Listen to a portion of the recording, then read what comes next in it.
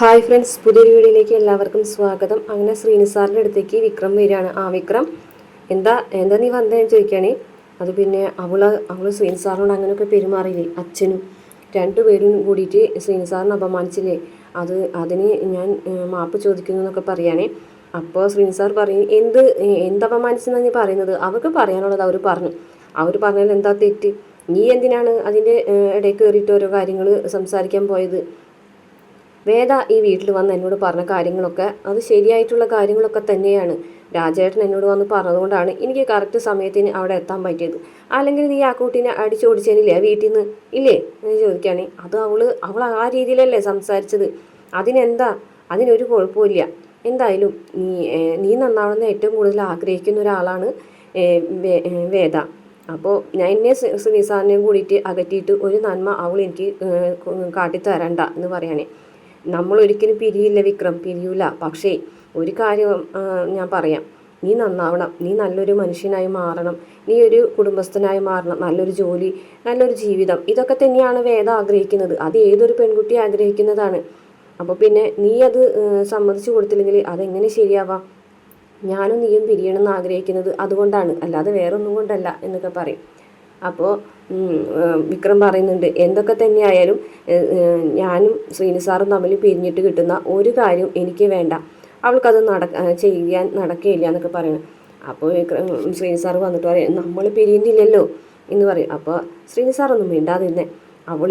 അവളോട് ഞാൻ എത്ര തവണ പറഞ്ഞിട്ടുള്ളതാണ് ഈ കാര്യങ്ങൾ അന്വേഷിക്കരുതെന്ന്. എനിക്കെന്തായാലും അതൊന്നും പറ്റൂല, അങ്ങനെയൊന്നും മാറാനായിട്ട് പറ്റൂല. അപ്പോൾ ശ്രീനിസാർ പറയാണ്, നിനക്ക് ആ കുട്ടീനോട് ഒരു സ്നേഹം തോന്നിയിട്ടില്ല എന്ന് നിനക്ക് എൻ്റെ മുഖത്ത് നോക്കി പറയാൻ പറ്റുമോ? അപ്പോൾ ഒന്നും മിണ്ടുന്നില്ല കേട്ടാ. ഉണ്ട്, നിങ്ങൾക്ക് രണ്ടുപേർക്കും പരസ്പരം അങ്ങോട്ടും ഇങ്ങോട്ടും ഒരു മാനസിക അടുപ്പമുണ്ട്. അതുകൊണ്ടാണ് നീ നന്നായി കാണുന്നത് മറ്റുള്ളവരെക്കാൾ കൂടുതൽ വേദ ആഗ്രഹിക്കുന്നത് എന്ന് പറയും. അപ്പോൾ വിക്രം ദേഷ്യത്തോടുകൂടി ഇറങ്ങിപ്പോവുകയാണ്. വിക്രം, നീ എന്താ പോകുന്നത്? എനിക്കിതൊന്നും കേട്ട് നിൽക്കാനായിട്ട് പറ്റൂല. എന്തായാലും അവൾ ചെയ്തത് ശരിയല്ലാത്തതുകൊണ്ട് തന്നെ അത് ശരിയല്ല എന്ന് ഞാൻ പറയും എന്ന് പറഞ്ഞിട്ട് പോവുകയാണെ. അപ്പോൾ സുധ വന്ന് പറയുന്നുണ്ട്, എന്തൊക്കെയായാലും ഏത് ഭൂലോക സുന്ദരി വന്നാലും വിക്രം ശ്രീനേട്ടന് വീട്ടിൽ പോകൂല എന്ന് ഉറപ്പായില്ലേ, അവനെ നമുക്ക് ഉപദേശിച്ച് നന്നാക്കാം. അപ്പോൾ ശ്രീനിസാറും വിക്രവും തമ്മിലുള്ള ഒരു ബന്ധം ഒരിക്കലും അവസാനിക്കാനും പോകുന്നില്ല എന്നൊക്കെ സുധ പറയും. രാത്രി വിക്രം വരുന്ന സമയത്ത് വേദ പുറത്തേക്ക് വരികയാണ്. അപ്പോൾ വിക്രമിൻ്റെ റൂമിലേക്ക് പോകാനായിട്ട് ഇങ്ങനെ നിൽക്കുന്ന സമയത്ത് അച്ഛനെ കാണുകയാണ്. അച്ഛൻ അവിടെ കാല് കഴുകി ഇങ്ങനെ നിൽക്കുന്ന കാണുമ്പോഴേക്കും വേദ അച്ഛനോട് ചില കാര്യങ്ങൾ ചോദിക്കാൻ വേണ്ടി വെയിറ്റ് ചെയ്ത് നിൽക്കുകയാണേ. അപ്പം അച്ഛനോട് വേദ ചോദിക്കുകയാണ്, അച്ഛാ ഞാനൊരു കാര്യം ചോദിച്ചേട്ടോ അച്ഛനോട്. എന്താ എന്താ കാര്യം എന്ന് ചോദിക്കുമ്പോൾ, അത് ഞാൻ നേരത്തെ തന്നെ ചോദിക്കണമെന്ന് വിചാരിച്ചതാണ്, പക്ഷേ പിന്നെ ഞാൻ അപ്പോൾ വേണ്ടാന്ന് വിചാരിച്ചു, ഒറ്റയ്ക്ക് കിട്ടിയിട്ട് ചോദിക്കാമെന്ന് വിചാരിച്ചു എന്ന് പറയും. എന്താ അറിയേണ്ടത് എന്ന് ചോദിക്കും മാഷ്. അപ്പോൾ പറയുന്നുണ്ട്, അത് വിക്രം മയക്കുമരുന്ന് ഉപയോഗിച്ചിട്ടുണ്ട് മുമ്പ് എന്നുള്ള കാര്യം അച്ഛൻ പറഞ്ഞില്ലേ, അച്ഛൻ നേരിട്ട് കണ്ടിട്ടുണ്ടോ അതെന്ന് ചോദിക്കും. നേരിട്ട് കണ്ടാൽ മാത്രമേ ചില കാര്യങ്ങൾ വിശ്വസിക്കാൻ പറ്റുള്ളൂ എന്ന് ചോദിക്കും. അപ്പോൾ വേദ പറയും, അല്ല എന്തൊരു കാര്യത്തിനും തെളിവ് വേണമല്ലോ എന്ന് ചോദിക്കും. നിയമ ഫാമിലി ആണല്ലോ അല്ലേ, അപ്പോൾ അതുകൊണ്ടാണോ ഇങ്ങനെ പറയുന്നത്? അതുകൊണ്ടല്ല, എന്തൊരു കാര്യം നമ്മൾ പറയുമ്പോഴും ഒരു അടിസ്ഥാനം വേണ്ടേ അച്ഛാ, അതുകൊണ്ട് ചോദിച്ചതാണ്. അതൊക്കെ അറിഞ്ഞിട്ട് ഇനി എന്താ കാര്യം, അതുകൊണ്ട് ഇനി പ്രയോജനമൊന്നുമില്ല എന്ന് പറയും. എന്നാലും വിക്രം എങ്ങനെയാണ് ഈ രീതിയിലായി തീർന്നത്, വിക്രത്തിന് എന്താ സംഭവിച്ചത് എന്നൊക്കെ വേദ മാറി മാറി ചോദിക്കുകയാണേ. അത് കുട്ടി ഈ സമയത്ത് അത് അറിഞ്ഞതുകൊണ്ട് പ്രത്യേകിച്ച് പ്രയോജനമൊന്നുമില്ല, വെള്ളത്തിൽ വരച്ച വര പോലെയാണത് എന്ന് പറഞ്ഞിട്ട് മാഷ് അവിടെ നിന്ന് പോകും. പിന്നീട് റൂമിലേക്ക് ചെല്ലുമ്പോൾ കമലാമ്മ ഇങ്ങനെ വിഷമിച്ചിരിക്കുമ്പോൾ കമലാമ്മയുടെ അടുത്ത് വന്നിട്ട് മാഷ് ഇരിക്കുകയാണ്. എന്നിട്ട് കമലാമ്മനോട് മാഷ് പറയാണ്, വേദയുണ്ടല്ലോ, ആ കുട്ടി ഇന്ന് എന്നോട് ഒരു ചോദ്യം ചോദിച്ചു. അത് വിക്രം എങ്ങനെയാണ് ഇങ്ങനെ ആയി തീർന്നത്, വിക്രമിൻ്റെ പൂർവ്വകാലത്ത് എന്താണ് സംഭവിച്ചതെന്ന് അവൾ എന്നോട് ചോദിച്ചു എന്ന് പറയാനായിട്ട്. എന്നിട്ട് മാഷ് എന്ത് പറഞ്ഞു? ഞാനൊന്നും പറയാൻ പോയില്ല, എന്തിനാണ് കുഴിച്ചു മൂടിയ കാര്യങ്ങളൊക്കെ വീണ്ടും ഓർമ്മിക്കാനായിട്ട് ഞാനത് പറഞ്ഞില്ല എന്ന് പറയും. നന്നായി, അത് പറയുന്നൊന്നും വേണ്ട എന്ന് പറയും. അപ്പോൾ മാഷ് പറയും, എന്തായാലും ആ കുട്ടിക്ക് ഒരു കാര്യം എനിക്ക് ഉറപ്പായി, ആ കുട്ടിക്ക് ഒരിക്കലും വിക്രത്തിന് വിട്ടു പോകില്ല. ആദ്യം ആ കുട്ടീനോട് ഞാൻ ദേഷ്യം കാണിച്ചത് ആ കുട്ടിയുടെ ജീവിതം നശിക്കാതിരിക്കാൻ വേണ്ടിയിട്ടാണ്. പക്ഷേ പിന്നീട് എനിക്ക് മനസ്സിലായി, ഒരിക്കലും ആ കുട്ടി വിക്രമിനെ വിട്ടു പോകില്ല എന്ന് മനസ്സിലായി തുടങ്ങിയപ്പോഴാണ് ഞാൻ മാറാൻ ശ്രമിച്ചത്. പക്ഷെ നീ അങ്ങനെയാണ് ഇങ്ങനെ ആയത്. വിക്രമിനെതിരെ വേദ സാക്ഷി പറഞ്ഞു, വിക്രമിന് ജാമ്യം കിട്ടി വിക്രം പുറത്തു വന്നിട്ടും നീ അവളോട് സംസാരിക്കാൻ കൂട്ടാക്കുന്നില്ല. അതേ വെറുപ്പ് മനസ്സിൽ സൂക്ഷിക്കുകയാണ്. വെറുപ്പോ? എനിക്ക് അവളോട് വെറുപ്പോ എന്ന് ചോദിക്കുകയാണ്. അതെ, അതുകൊണ്ടാണല്ലോ നീ ഇങ്ങനെയൊക്കെ പെരുമാറുന്നത്. അല്ലാന്നുണ്ടെങ്കിൽ പിന്നെ നീ എന്തെങ്ങനെ പെരുമാറുന്നതെന്ന് ചോദിക്കുമ്പോൾ ഒരു ശരിയാ, ഞാൻ എൻ്റെ മകനെ എല്ലാ കാര്യത്തിലും ന്യായീകരിക്കുന്ന ആളാണ്. അതെ, നീ നിൻ്റെ മകനെ എല്ലാ കാര്യത്തിലും ന്യായീകരിക്കുന്നതാണ്. അതുകൊണ്ടല്ലേ വേറൊരു പെൺകുട്ടിനെ ജീവിതം നശിച്ചാലും നിൻ്റെ മകൻ്റെ ജീവിതം നന്നായി കാണണമെന്ന് നീ ആഗ്രഹിച്ച ആ പെൺകുട്ടി നീ വീട്ടിലേക്ക് പിടിച്ച് കയറ്റിയത് എന്ന് ചോദിക്കും. അതെ, എനിക്കതിൽ എനിക്കന്ന് അങ്ങനെ ചെയ്യാനാണ് തോന്നിയത്. അതുകൊണ്ട് അങ്ങനെയാണ് ഞാൻ ചെയ്തത്.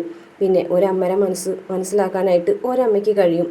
അതുകൊണ്ടാണ് വേദരമ്മയുടെ മനസ്സ് എനിക്ക് കാണാൻ പറ്റിയത്. വേദരമ്മയുടെ മനസ്സോ എന്ന് ചോദിക്കാൻ കേട്ടോ. അതെ, വേദരമ്മ പൊട്ടിക്കരഞ്ഞുകൊണ്ടാണ് എന്നോട് പറഞ്ഞത് അവളുടെ ജീവിതം നശിപ്പിക്കരുതെന്ന്.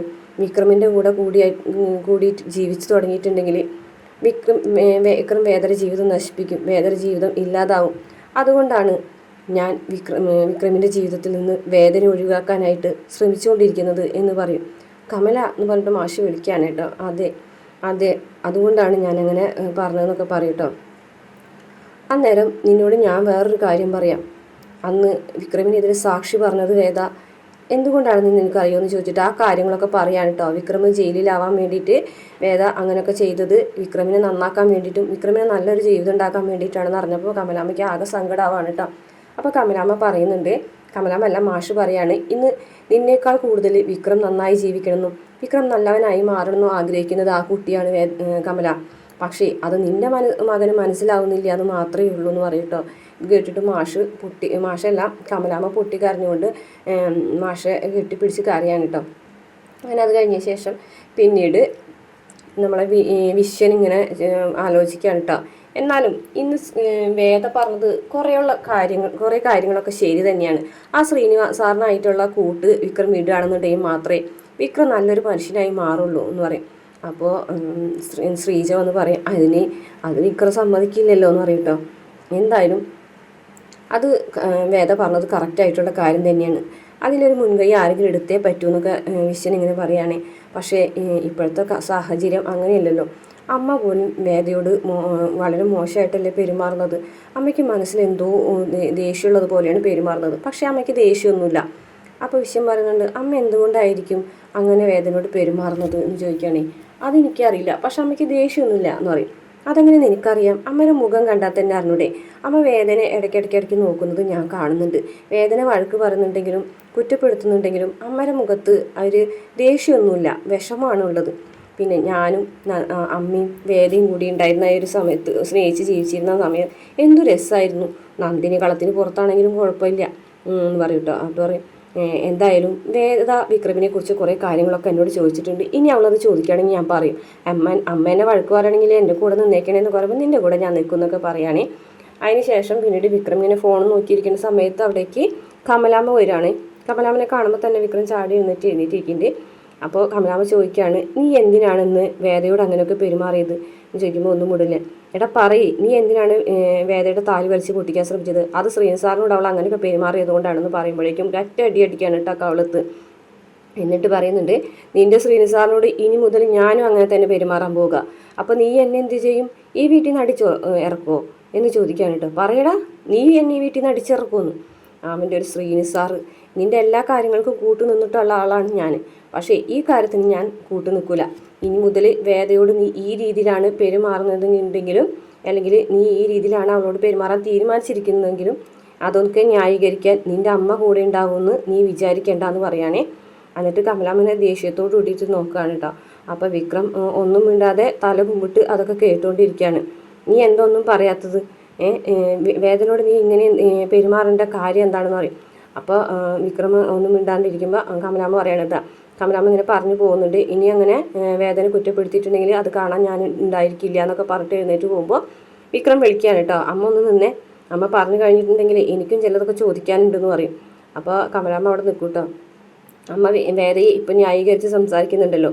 അപ്പോൾ അമ്മ എന്തുകൊണ്ടാണ് വേദന ഈ വീട്ടിൽ നിന്ന് ഇറക്കി വിടണമെന്ന് എന്നോട് പറഞ്ഞത് എന്ന് ചോദിക്കും. അപ്പോൾ കമലാമ്മ ഒന്നും മിണ്ടുന്നില്ല കേട്ടോ. എനിക്കിഷ്ടമില്ലാതെ ആയിരുന്നിട്ടും അവളെ അമ്മയാണ് ഈ വീട്ടിലേക്ക് പിടിച്ച് കയറ്റിയത് അല്ലേ എന്ന് ചോദിക്കുകയാണ് കേട്ടോ. അപ്പോൾ കമലാമ്മ ഒന്നും മിണ്ടാതെ വിക്രം പറയുന്നത് കേട്ട് നിൽക്കുകയാണേ. ഞങ്ങൾക്ക് താല്പര്യമില്ലാതിരുന്നിട്ടും എത്ര ചടങ്ങുകൾ നിങ്ങൾ നടത്തിച്ചു, എന്നിട്ടും വേദന ഈ വീട്ടിൽ നിന്ന് ഒഴിവാക്കണമെന്ന് പറഞ്ഞത് അമ്മയല്ലേ?